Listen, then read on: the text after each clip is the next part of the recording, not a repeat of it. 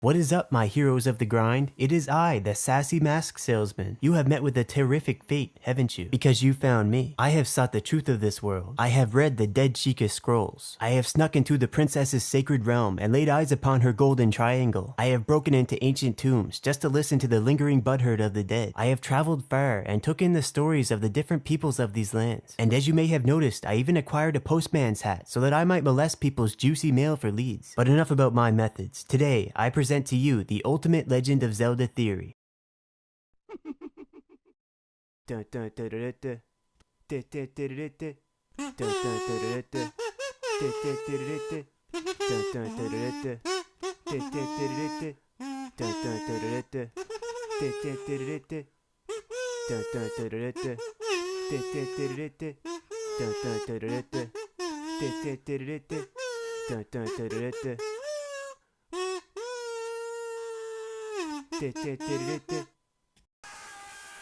Now then, what do you think you know about links? Of course, I shouldn't have to tell you that there's more than one link. Actually, there's a lot more than one link. You see, the links come from a special bloodline. This bloodline is the product of thousands of years of selective breeding. Newborn Hylian babies would be thrown off cliffs onto jagged rocks below to test their durability. Only those that passed this test by surviving were deemed worthy. And then, after minimal training, these children were thrown into secret dungeons, full of traps and monsters, to weed out the weak. Only one child was allowed to leave these dungeons alive, which explains why so many links have autism, because their ancestors were never allowed to work as a collective. Link also has extremely weak breeding instincts. He never gets the girl and always gets cut. This is because all the mating was done for his ancestors and they never had to put in the effort. So over many generations, this instinct faded away. Another thing about Link, and we'll just stick with the singular Link, but you know what I mean. Another thing about Link is that he has a hardwired, autistic obsession with chess, keys, maps, and compasses that he doesn't even need. And even when he's not in hostile territory, he has a hard time with the concept of personal property. He will literally walk through any unlocked door and take any provisions he deems useful, while the inhabitants know full well to treat him like a force of nature, not to be reckoned with. Not that anybody tells them, it's just easy to sense that something's a little off about that boy and they should stay clear. So as a result of the whole cliff throwing onto jagged rocks thing and other ordeals that his ancestors were put through, Link is incredibly tough, to the point where his skin can't be pierced, which is why he never bleeds, and his bones are stronger than steel. Even the mightiest of blows couldn't compromise his body's integrity. To cut to the chase, the only way to actually kill Link is to cause internal damage to his heart by hitting him really hard or otherwise bypassing his unbreakable, unpierceable shell. But even then, he still has spare hearts and blood stored in another dimension that automatically teleports into his chest whenever his heart takes damage. In order to replenish his spare hearts and blood, Link extracts life force from living things by killing and injuring them, similar to how sluts extract life force out of men by sucking the vitamin D out of them. This includes, of course, cutting grass and smashing the small, adorable creatures that like to live inside empty pottery, as well as the creepy crawlies that live underneath rocks, and so on and so forth. He can also increase his total heart capacity by killing creatures with particularly strong life force, or by sucking it out of stones made of condensed crystallized blood from these kinds of creatures, which people often keep as family heirlooms. So Link is basically a vampire, and is basically unbeatable so long as he sucks that life force harder than he sucks at fighting. Now another trait of Link's is that he's very strong. So strong in fact that from a young age he begins to fear his own strength, which causes a psychological barrier on its use, which he can only overcome with the use of special placebo meme bracelets and other such trinkets, which allow him to tap deeper into his true strength, but only for very specific purposes, because, as we'll get into, there's always the risk that a Link could go rogue. Now with all this said, Link does have some pretty major physical flaws. While his massively suppressed strength is still impressive and he has a great deal of stamina, Link actually has bad knees, and often struggles with running and jumping because of the pain it causes him, although some Links are tougher than others. Ironically, his spirit animal is the rabbit, a creature notorious for hopping around and breeding freely. Also, Lynx can be knocked out, but it's more of a reflex than a significant concussion. Now this breeding program I mentioned created many people with the same bloodline, scattered them all over the place, and kept their abilities hidden, even from themselves, which is accomplished through advanced hypnosis, as well as various types of drugs and abuse from a young age. And as a result, these members of the bloodline live relatively normal and low-key lives, unless exposed to specific triggers. Whenever the Hyrulean royals feel like they're in danger, they summon their chosen servants, the Sheikah, to locate and activate a Link. Soon after activation, a Link is usually paired with a companion of some sort, to act as his turd wrangler for lack of a better term. You see, because of his autism, Link often fails to see the bigger picture, so it's these Link wranglers' jobs to keep applying pressure that keeps Link moving in the right direction. They repeat themselves all the time and point out completely obvious details just to make sure that things go smoothly. So you may have wondered why Links get activated at a relatively young age, sometimes even as children. Well, the Hyrulean royals have a rule that the Link shouldn't be activated after they reach a certain age. This is because over the years, their autism-induced celibacy creates an unquenchable bitterness and rage in them, and if activated too far into this process, there's a serious risk of them going rogue and evolving into dark wizard vampires that suck the life out of the land itself and command armies of reanimated sex dolls, made from the corpses of the hottest women in the lands. This is also the reason why after completing his missions, Link is stripped of all his equipment, and most of his powers are sucked out of him in his sleep by a succubi,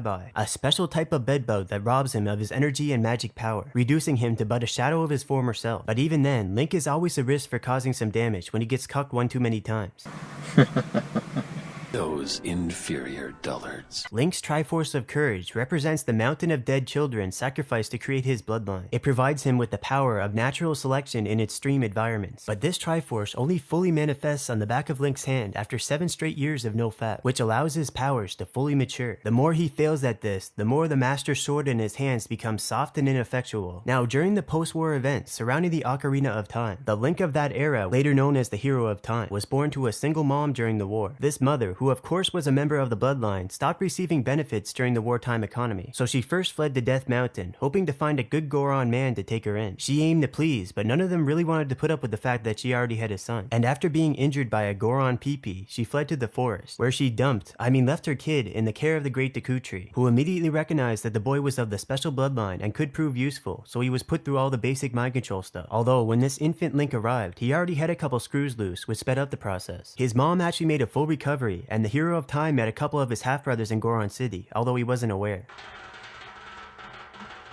Now, of course, Link wouldn't even exist if it weren't for the royal family which he was painstakingly bred to serve. He is their Knights Templar of the Golden Triangle, and occasionally the top elf servant for when the king wants to hand out presents to the little boys and girls of Hyrule. Santa confirmed. To do this job, Link has access to a bag that leads into another dimension, which answers a few questions, like how can he carry so much stuff, and how he can carry iron boots, but their weight only takes effect when he puts them on. So about the king, I'm sure you probably know that the goal in the game of chess is to isolate the king. It's a great metaphor for how powerful people can easily fall. The hard way to do this is to try and go straight through all their followers and servants. But the easiest way is to focus on isolating the king because they alone have no power. Kings are only strong because of their servants. Now, there's a certain phenomenon that's happened all too often within the Hyrulean royal family's dynasty. You see, the queen tends to end up cucking the king because she's so dissatisfied with his gay tendencies. He only really married her to use as breeding cattle in the first place and doesn't really care about her. What he does care about, more than anything in the world, is tall soldiers. They are his weakness, and the most beautiful girl or woman in the world is a matter of indifference to the king. In fact, this little habit of his is the main reason why Hylian soldiers are so useless. Hyrule so often fails to produce a single warrior, and their command structure really suffers since the king really wants those tall soldiers with him in the war room. This, as you would expect, is a big reason why Link is needed. So now that we have that established, the way that things usually play out is that the king gets cucked by the queen, so he ends up carriage bombing her and covering up his tracks, which is why you never hear about the queen. Now the king charges himself as the keeper of the Holy Grail of Hyrule, the Triforce, even though the 3 golden triangles are actually associated with people other than him. As you may have suspected, there is in fact a 4th Triforce hiding in plain sight. It exists in the void and is known as the Triforce of Power Bottoms. The king has a certain tragic quality to him. He is afflicted with frailty, low energy, and a wound on his inner thigh. And by inner, I mean he has a spiritual wound to his dick that makes him favor the company of men in the wee hours of the night. He is effectively quite impotent, and his faggotry has depleted the fertility of the lands themselves, leaving the kingdom in danger of being culturally enriched. And on that topic, there was a time in the history of Hyrule when the men of the low inhibition Gerudo tribe were outbreeding and molesting Hyrulean women. This was such an issue that the king of Hyrule pleaded with the golden goddesses through his Triforce and managed to cast a curse on them which changed their genetics so that the vast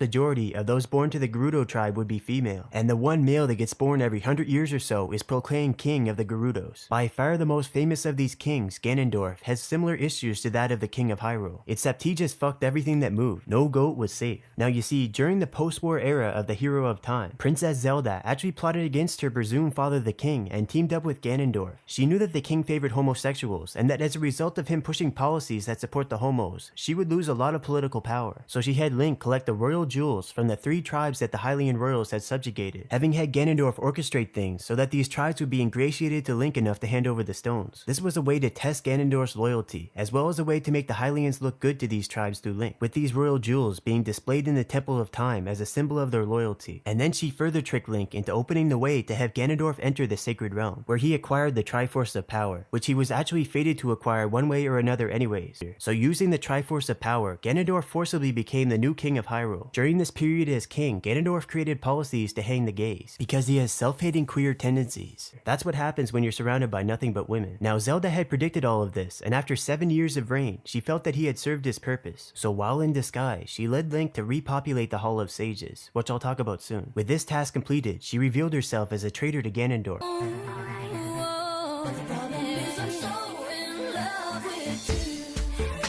This led to Link beating the piss out of Ganondorf so that she could seal him away. With his task completed, Zelda then sends Link back 7 years in time, creating her own timeline where she rules her kingdom and has regular conjugal visits with Ganondorf. Now Link, even with all his autism, realized that he got cucked on that one, so he marches over to the young princess back in the past and just starts talking mad shit about Ganondorf, making up lies about how useless and disloyal he was to her in the future, which convinces her to abandon her plans, and instead urged the king to have Ganondorf executed, which most certainly led to a big mess, because as I mentioned, the guy is fated to possess the Triforce of Power. So on another note, Zelda is the head sage of the Hall of Sages, also known as the Wise Guys of Hyrule. Usually, the sages are comprised of high-ranking and influential members of the Hyrulean nobility, but exceptions are made under special circumstances. Members of other tribes are admitted so long as they maintain an understanding that they go along with the schemes of the Hyrulean royals and nobility, even, nay, especially when it's at the expense of their own people. The sages also, by the way, double as the archbishops of the Hylian religion. They help keep the royals in power by propagating an ideology which involves the royal line being descended from the goddess Hylia, granting them some of those divine right to rule points, which is strange considering they have a temple to the goddess of time, not this Hylia. Furthermore, isn't it a bit of a coincidence that both Hylia and the goddess Naru are associated with harps, and both of them are also associated with time-based powers, and Zelda's Triforce of Wisdom is the one associated with Naru, and also you might consider this a petty detail, but the Ocarina of Time, it's blue, Naru's color. So I deposit to you that the goddess of time is Naru,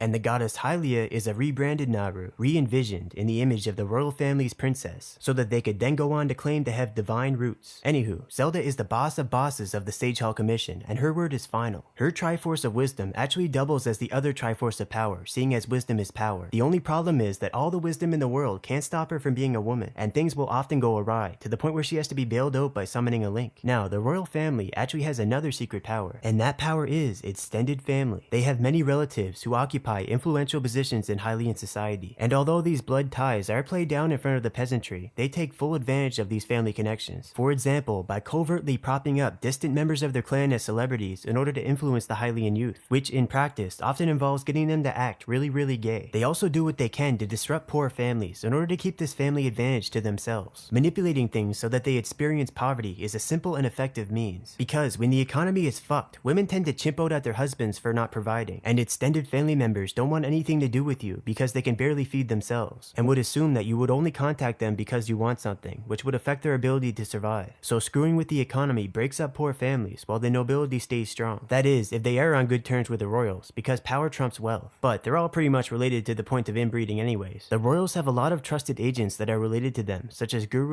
During the Hero of Time era, this guy played the Song of Storms in Kakariko just loud enough to keep the rain clouds away from Gerudo territory. He also, very slyly, teaches the song to Link, convincing the boy to believe in a literal time paradox. Now, another thing that the Hylian nobility likes to do is support women getting into positions of power when they don't belong there. They sit in these positions basically just being there to troll, as they have neither the inclination or capacity to innovate, and a lack of innovation means a lack of new jobs being created. It's a big part of the reason why after 10,000 years, Hyrule is still castles and knights. A big part of the reason why these noble elites push these women upwards is because it gives them more options, seeing as these women are unlikely to settle for these mere peasant Hylian men that they left behind. They're basically dragging Hylian society down because they're a bunch of perverts who want more and more advantages. Like, who puts a woman who is allergic to cuckoos in charge of the cuckoos? Someone who has a lot of interest in cucking you, that's who. They also use these women as meat shields, getting them to implement a lot of the really nasty policies and ideas, so that they receive the blame, with a lot of people assuming that it's the result of simple incompetence. Now, a lot of Hylian men have certain effeminate ways about them. They're a little too happy. There's a couple reasons for this, a few of which I've already mentioned, but the big secret is those very very birds whose likeness is portrayed proudly on the Hylian shields. They're called loftwings, and the royal family maintains a coop full of them. They feed these birds foods containing massive amounts of estrogens, and then set them loose into the skies of Hyrule, where they fart out chemical trails so potent that the frogs start turning gay. Frankly speaking, the Hylians' worst enemy is other Hylians.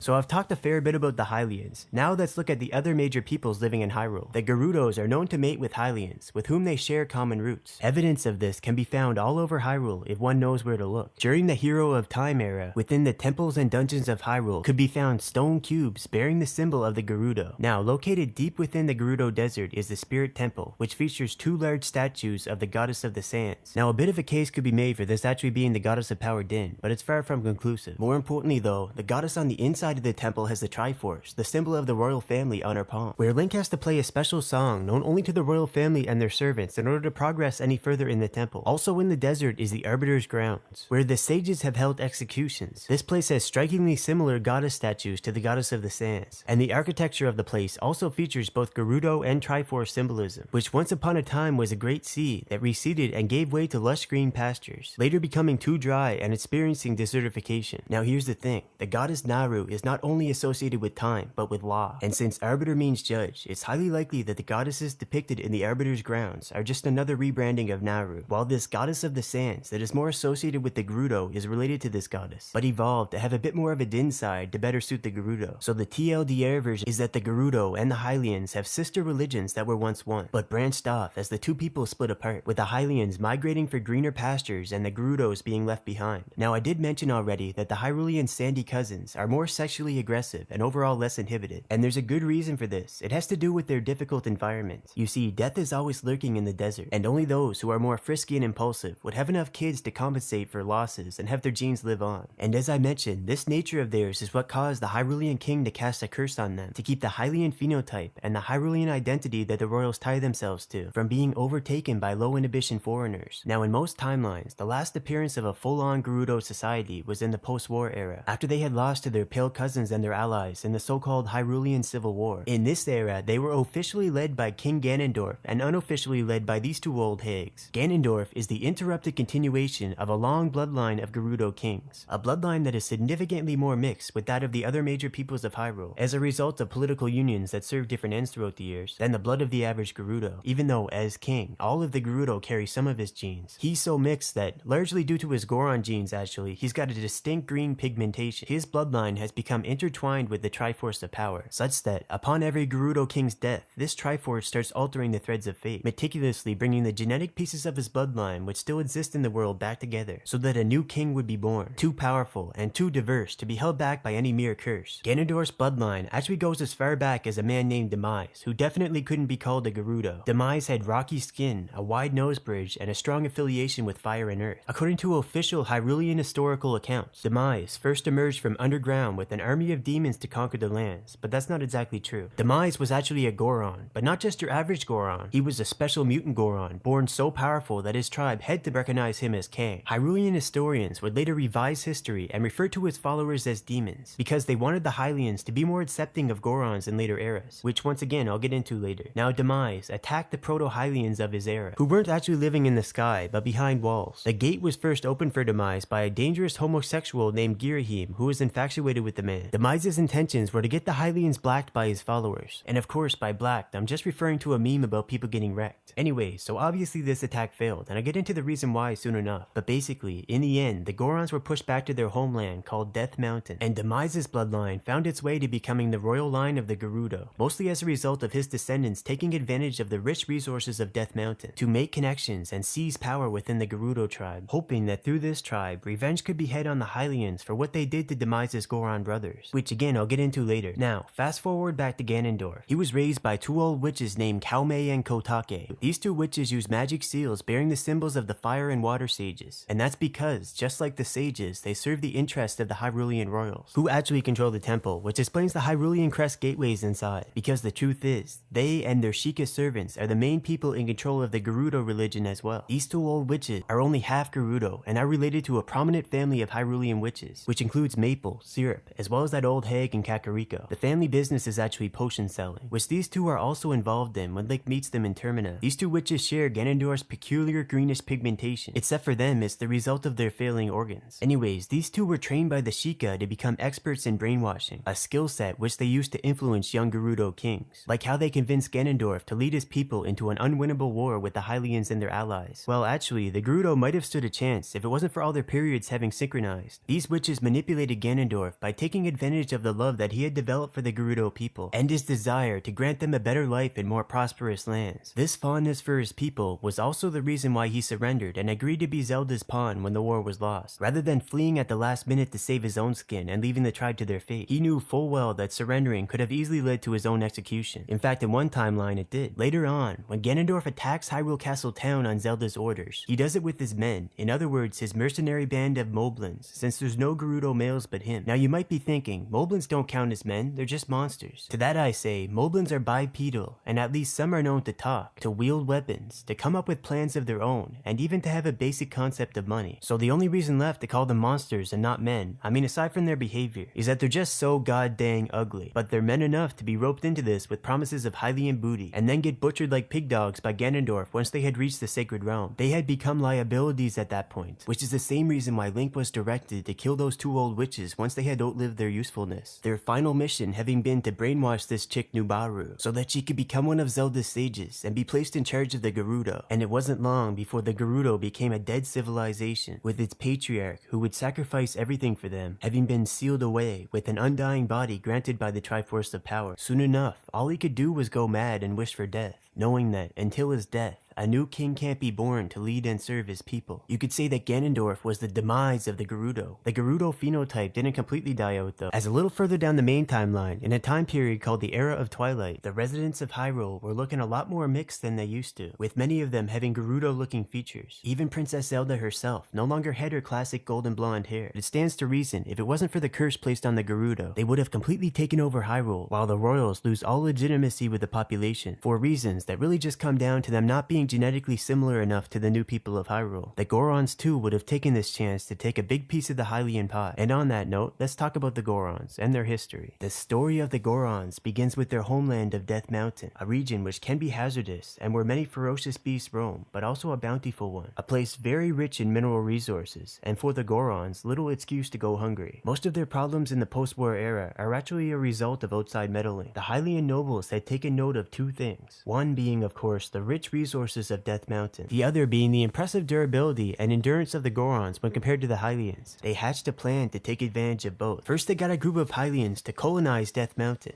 and then having the royal Sheikah agents introduce to the Gorons what would become known as their special crop, known to some as the bomb flower, which for obvious reasons would prove very useful for mining. But the less talked about aspect of this plant is that its fruit can be ground down into a fine powder, one which, when taken into the body, produces a strong euphoria and has the user exploding with energy. It was known as Black, and it was very addictive, especially in its more concentrated form, which was developed by the Sheikah, who then convinced one of the Gorons with promises of riches to market this new product to his people. The one who took this deal became known as Hot Rodder Goron. He carried the biggest bomb bag in Goron City, just full of the stuff. And despite laws imposed on the Gorons which make possession illegal, nothing ever seemed to happen to him. All of the Gorons, except for those in the know of course, became hopelessly addicted to the stuff. To feed their habit, many of them went to work in the Hylian-owned mine known as Dodongo's Cavern, where they extracted rupees and other resources which were exported, massively increasing the wealth of the Hylian royals and other nobles who invested in this project. The owners of this mine fed the Goron workers rock sirloin, and sometimes as a treat, cavern fried Dodongo, all secretly sprinkled with the Goron's special spice, just to make sure they keep coming back. It got to a point where the Gorons would rather starve than eat rocks that didn't come from Dodongo's cavern. There were those who didn't want to work though, and seeing as Gorons have impulsive natures, and seeing as Sheikah meddling has made their culture very degenerate by this point, there were those who took to committing crimes, usually against their fellow Gorons, to get their fix. While some would be hired by the Hylian nobles and Sheikah to come down from the mountains and peddle their special spice to the lower class Hylians, seeing as Hylian Hylian men weren't slick enough to get away with it for long compared with other breeds. At any rate, the Gorons gained a reputation for committing a lot of crimes, which led to the Hylians supporting the idea of using public funds to build the Fire Temple, an absolutely maximum security prison, located deep within the caldera of Death Mountain, where Gorons were regularly fed to the mascot dragon Volvagia. Now, at this point, another thing to note about the Gorons is that they're hypersexual, which is why they gave prominent creatures around them such names as Dudongos and Volvagia, and why they got in the habit of calling each other brothers, because nobody really knows who fathered who. Gorons also have aggressive natures, and the one thing they truly respect is power. Gorons who grew up in Goron City, which is actually an old mine that was rezoned as a housing project for the workers in Dudongo's cavern, where only the big boss man who serves the Hylian royals even gets a front door, where living in such close quarters where degeneracy reigns has led to massive tensions and violence, with the strong always preying on the weak. Gorons growing up in the city develop a deep-seated fear and repulsion to homosexuals. This fear gives way to terror, as later in life, many of them find themselves in the Fire Temple. So this prison sucked up a lot of public funds and was a major cash cow for its owners for quite some time. That is, until one fateful day. Big Goron is someone who isn't hearing anybody who tries to say that size doesn't matter. In fact, due to his size, which makes him completely incompatible with any living female, some prominent Hylians and even the Zora King had befriended him, just to have a token Goron friend without feeling in danger of getting cucked. One day, Big Goron got so sick and tired of not having a suitable partner that even Death Mountain itself started looking appealing.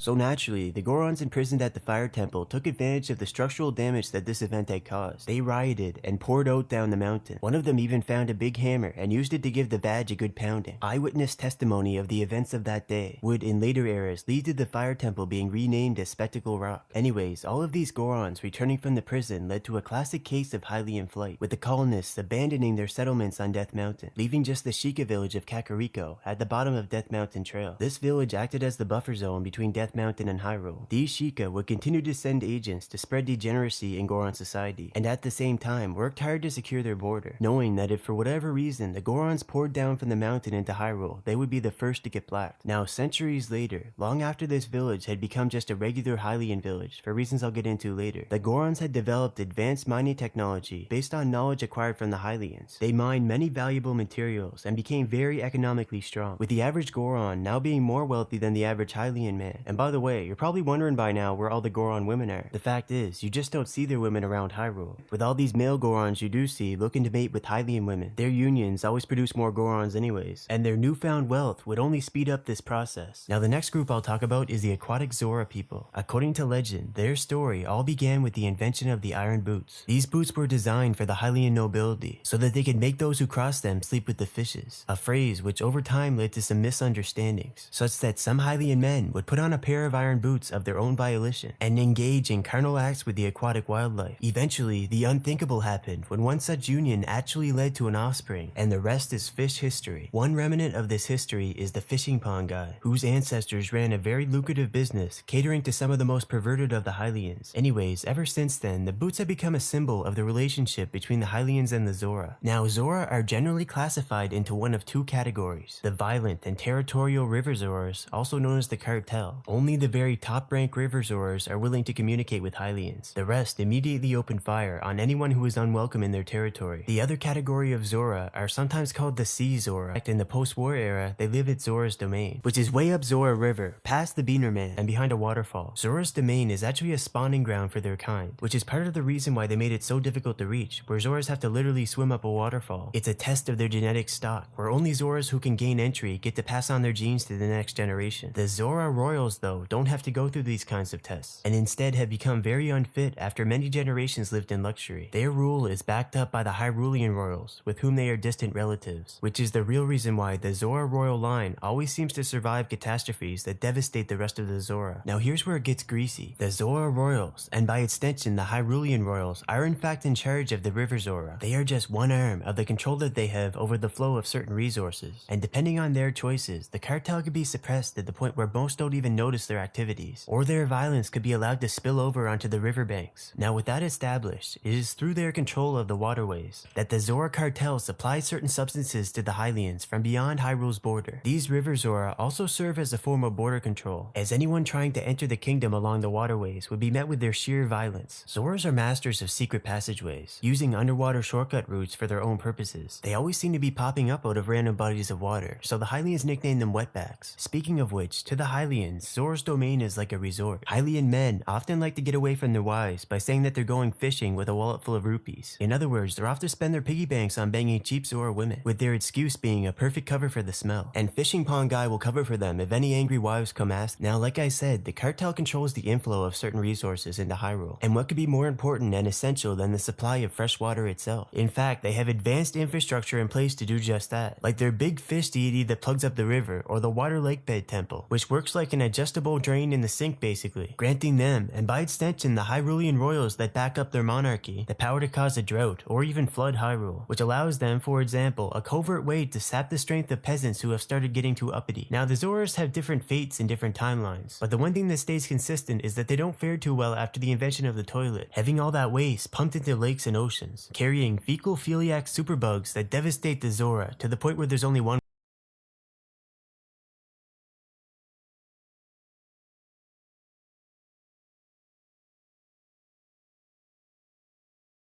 Hyrule. Now most of the Deku are actually just scrubs, and most of them are mad about it, cause who wants scrubs? But then there's the biological supercomputer that is the Great Deku Tree. His roots go deep and far, and with them he's taken over a large portion of the forest surrounding him. And then there's the Deku Spore, a symbiotic fungus that grows in the Deku Tree's bark. This fungus can infect animals that come in contact with it. It halts the aging process of its host and takes control of its brain, and then makes them do stuff based on pheromone messages from the Great Deku. He loses control though if one of these hosts gets out of the range of his pheromones, so he only allows his most trusted followers to lead the forest, hoping that they'd spend lots of Deku nuts and seeds, so that some of them could take hold in the land and extend the Deku Tree's network. He wants this network to extend across Hyrule and beyond, to prepare for the takeover. In an attempt to thwart his plans, Princess Zelda has Ganondorf infect the Great Deku with a bug that lays eggs in its mainframe, but the Great Deku gets linked to exterminate the queen and severs all connection to the rest of his network, quarantining and sacrificing his main body since he knew that he was already full of eggs. And just when everyone thought that the threat that the Great Deku posed was gone,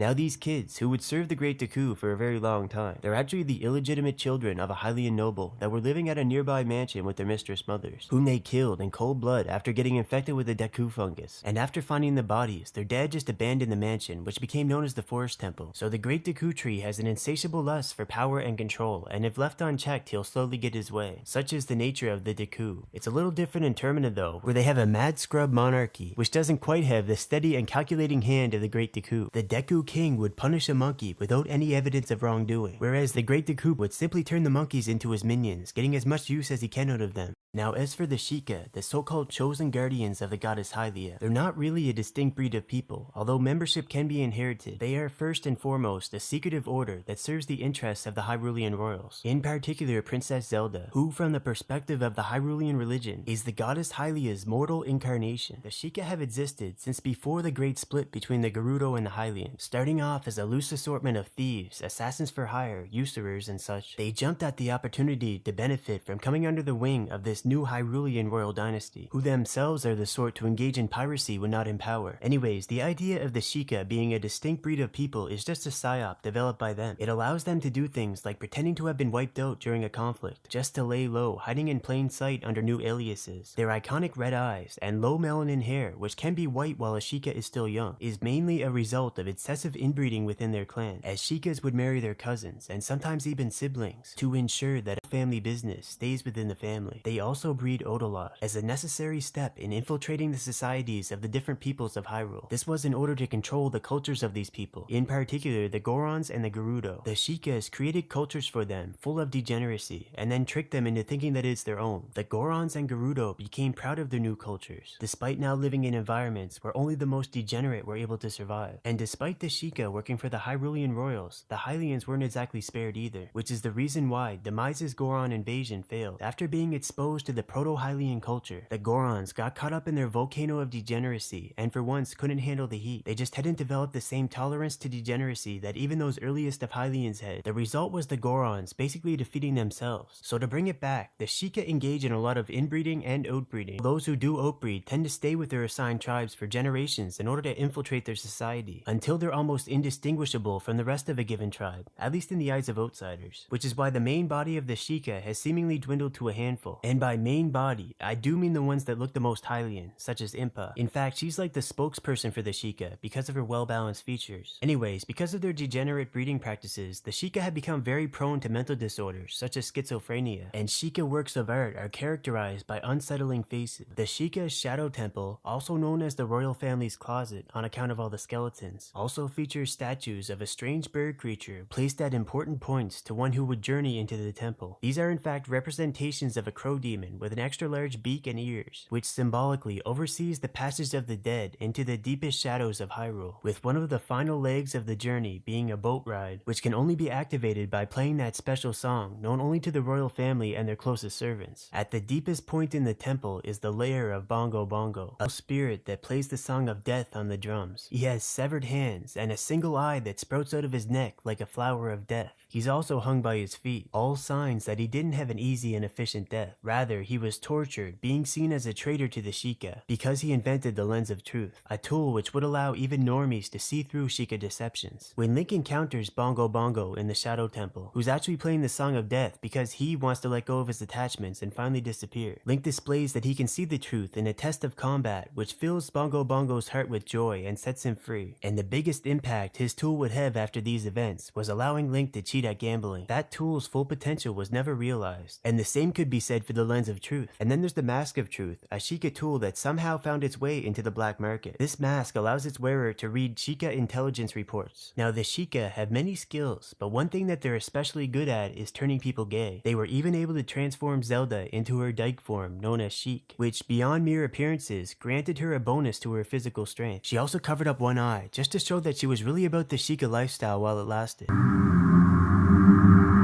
One of Hyrule's greatest treasures and ultimate weapons is the Master Sword, which is a double-edged blade enchanted through blood sacrifice. You see, among the Sheikah, there's a long-held tradition known as the cutting of the cock, a practice which they eventually started pushing on to the general Hylian population, using all manner of piss-poor excuses, like saying that it keeps it cleaner. The only reason such an excuse had any legs in the first place is because they already turned a good portion of the population into sodomites. This practice drained young men of their sexual energy, making the Hylians more docile because sex became less pleasurable for them, with this effect being spun as being representative of what men have to sacrifice to have a stable society. So all this sexual energy was absorbed into Sheikah scalpels as they sliced through cock after cock. It was these heavily used scalpels that were melted down and forged into the Master Sword. This sword contains so much frustrated sexual energy that it's taken on a will of its own and needs to be held in a scabbard with special properties. The Master Sword scabbard is made out of countless foreskins of the highest quality. Without it, the sword will inevitably end up taking control of its host and making them shoot up a nearby school. And Link, of all people, damn sure isn't immune to falling prey to the sword, so he's gotta be careful. This is the reason why the Link of the Hero of Time era went through a whole bunch of trouble to get a sword made by Big Goron, because with the Master Sword in his hand, he always runs the risk of being taken over. Now, funnily enough, the Master Sword is actually super effective against Ganon, because in his culture, almost everything sexual is haram, aside from sleeping with Hylian girls, apparently. The Master Sword also has a second major use. It is so wretched with sexual frustration that the goddess Naru has sometimes granted her pity upon the blade, granting its special time-based abilities that are usually triggered when it's placed into or taken out of a special hole called the Pedestal of Time. Like how, in one timeline, when a great flood began, the sword was placed into this hole, which had been moved to Hyrule Castle, causing time to freeze in the castle, as well as creating a bubble-shaped barrier of frozen space-time, which prevented Hyrule from being completely flooded.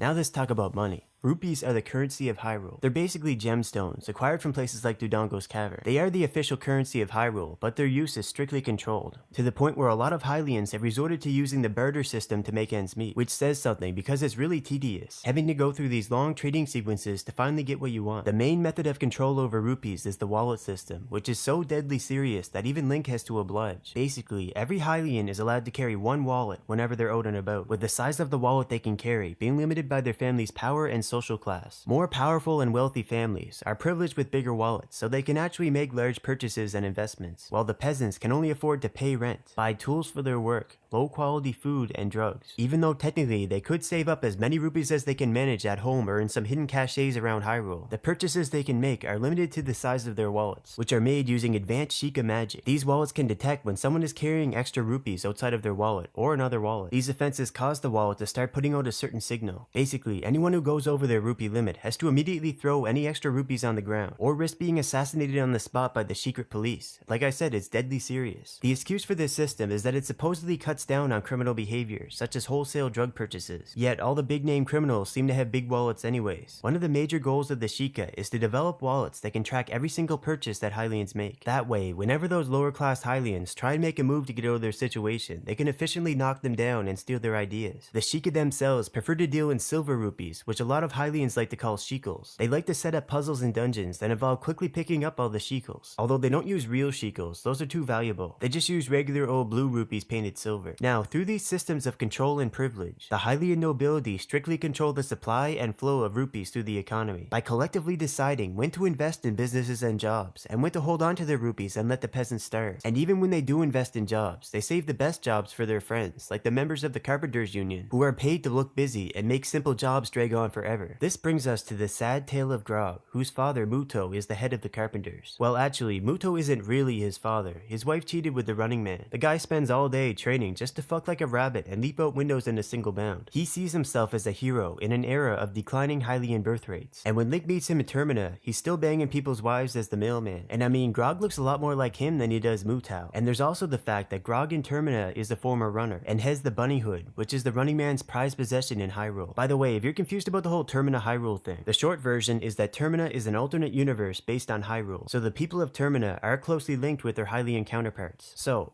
Mutao always criticized Grog for how he's such a lazy deadbeat, while the sickly and pale-looking Grog could only say that people are disgusting, especially his own mother and father. The truth is, Grog had a terrible ailment, an ailment which his mother, the potion shop hag, knew how to make medicine for, and she even expressed a slight interest in acquiring the ingredients in the Lost Woods. She never actually did anything to acquire them though, and neither did her husband, who as the head of the Carpenters certainly had the resources to do so if he wanted to, but instead he ignores Grog's illness and calls him a useless slacker. Mutao must have instinctively felt that Grog wasn't really his, while his mother took notice of this and basically sold out Grog for brownie points in favor of her other child, the Cuckoo Lady, taking one of his dad's saws to collect the ingredients that his mother needs for that medicine, which he manages to do but no longer has the strength to make it back. That's where Link runs into him, unresponsive, but he does eventually manage to rouse him with the help of Grog's favorite bird, Kojiro. Grog gives Link the ingredient to make that medicine and sends him off to his mother, but before Grog could make it back, the forest had taken him, as anyone without a fairy who comes into the forest will eventually be lost and turn into a Stalfos. A lot of people in the know blame the Great Deku Tree for this phenomenon, nicknaming him the Great Sudoku Tree. So that's the sad tale of Grog. And while we're on the topic, what about the sad tale of Tingle? 35 years old, and a fairy has never come to him. Just look at what it does to a man.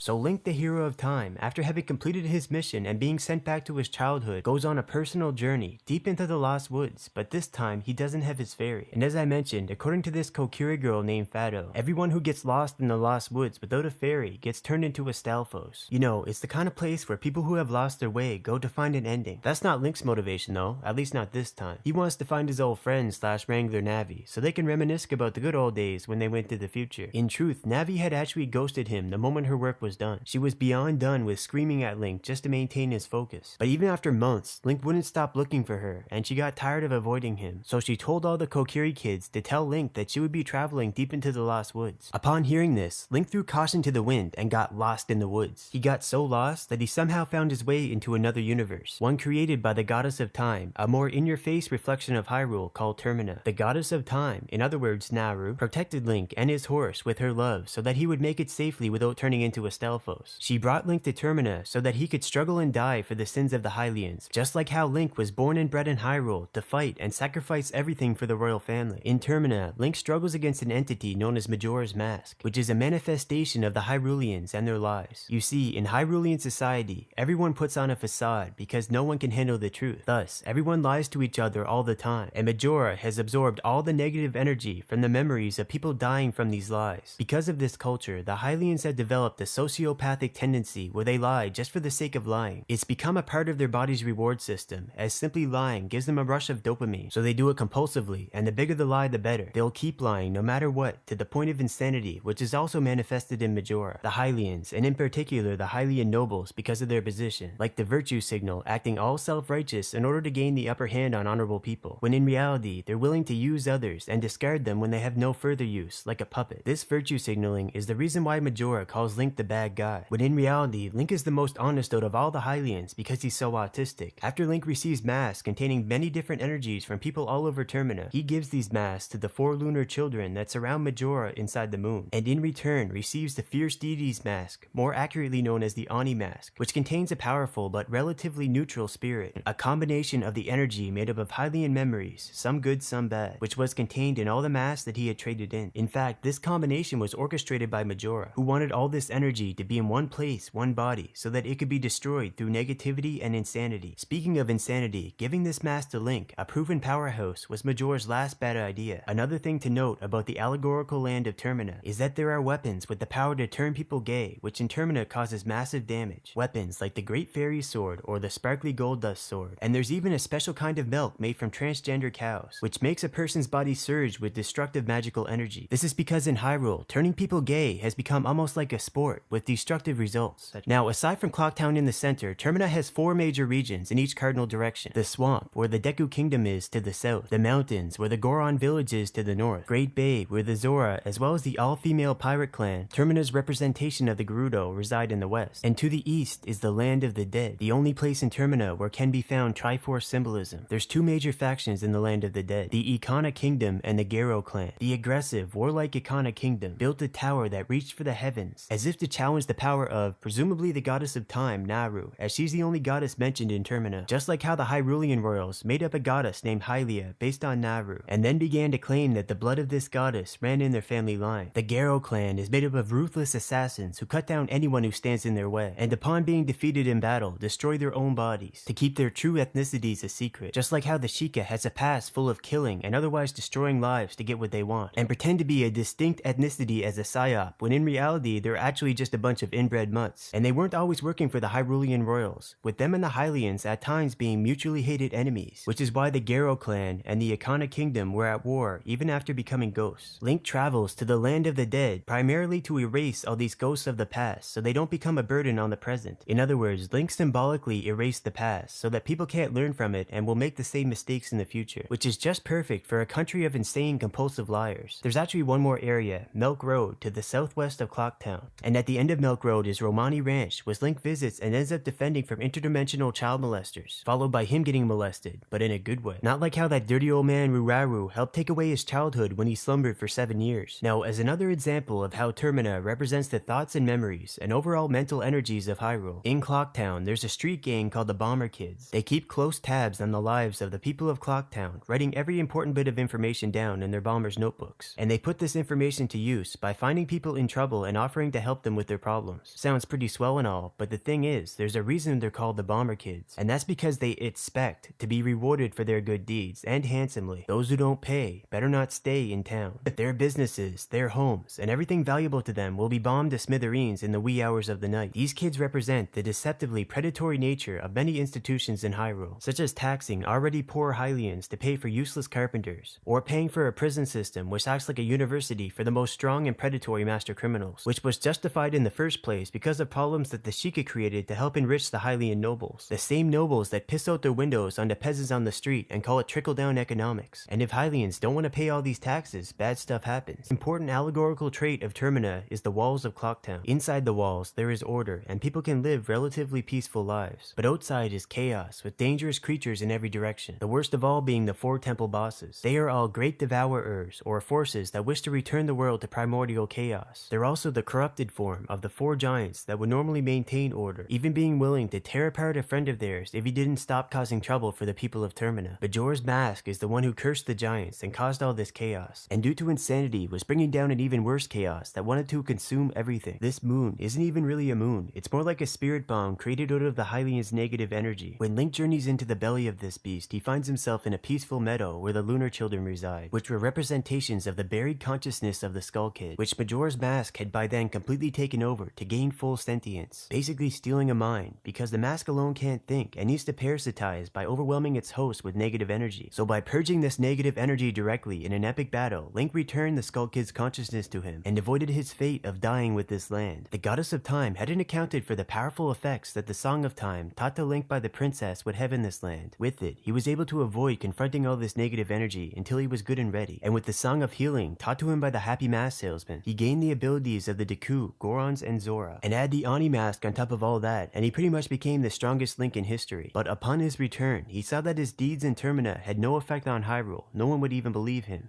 And since he had been sent back to his childhood, no one knew about his deeds as the hero of time either. So even after all that, he had no fame and no guidance to compensate for his autism. He spent many years trying to make something of himself but failing, gaining wisdom but losing his sanity. Eventually, it all became too much and he returned to the Lost Woods. This time, he actually did turn into a Stalfos and became known as the Hero Shade. And after generations, the Hero Shade found himself in the position of encouraging and training a new Link. This Link would be known as the Hero of Twilight, and lived in the era of Twilight, called such because the kingdom of Hyrule, upon which it seemed like the sun would never set, was now in its twilight, and soon it would be the beginning of the era of the Goron. I'll get into all that soon, but actually, the Hero of Twilight wasn't even named such because he was invested in that issue. Actually, Hyrule had been invaded from a place called the Twilight Realm. You see, this is the timeline when the sages attempted to execute Ganondorf, but failed because the Triforce of Power came to him in his last moments. And since the sages couldn't kill him, they went with Plan B and sealed him in the Twilight Realm using the Mirror of Twilight. The Twilight Realm is a place cloaked in twilight, where there always seems to be some major change just over the horizon, which never comes. And the twilight magic that gets used on the Hylians because of Ganondorf's machinations has the power of nihilism, which causes people to tear things down, reject, and destroy because nothing really matters. Which doesn't make sense, because if nothing really matters, why even care enough to destroy it? The people of the Twilight Realm, the descendants of a group of Sheikah who were thrown under the bus during the Hyrulean Civil War, had become immune to the nihilism because they realized that if nothing matters, then it doesn't matter if nothing matters. When the people of Hyrule get exposed though, they become subconsciously so disgusted with existence itself that they begin to reject their own bodies. And for some reason, Link gives in to his fur-fag tendencies that he apparently had. And of course it all ended with Link beating on Ganondorf and not getting the girl, or the other girl. Now before we move forward with this, the main timeline, I'll briefly mention a few others. Well, before that, at the end of the era of Twilight, the TV was invented, and the top-rated show was loosely based on past events. Within this show, Ganon was no longer associated with any particular ethnicity, and Link was always wearing different outfits and turning down pussy. Anyways, there's two other major timelines. In one, the Gerudo asked the king of Hyrule if they could use the Song of Storms to turn their land lush and green again. So the king trolls them by building a large music box at the top of a mountain in Gerudo territory, giving them way more rain than they could possibly need, and the Gerudo lands get flooded out. But then the king panics because he realizes that nobody can reach that music box through the storm to turn it off. So Hyrule gets flooded, and the royals have to resort to piracy to slowly regain their power. Now, here's the thing about sassy women. When a woman gets sassy with you, it means you're actually about to get cucked. It's a test, you know? She's saying that if you can't out-masculine me, you're not man enough to be with me. In another timeline, Ganondorf opens portals to the Sacred Realm, revealing that this supposed sacred ground was actually full of all kinds of criminal activities that could be connected with the Hylian nobility, hoping to cause chaos between them and the peasants with this revelation. But unfortunately for him, the Hylians had become extremely docile after having their best and bravest killed off in wars for centuries, and they didn't raise a peep about it, which halted whatever further plans Ganondorf had. So that pretty much does it for notable timelines. Now, I get to talk about my theory on what comes after the era of Twilight.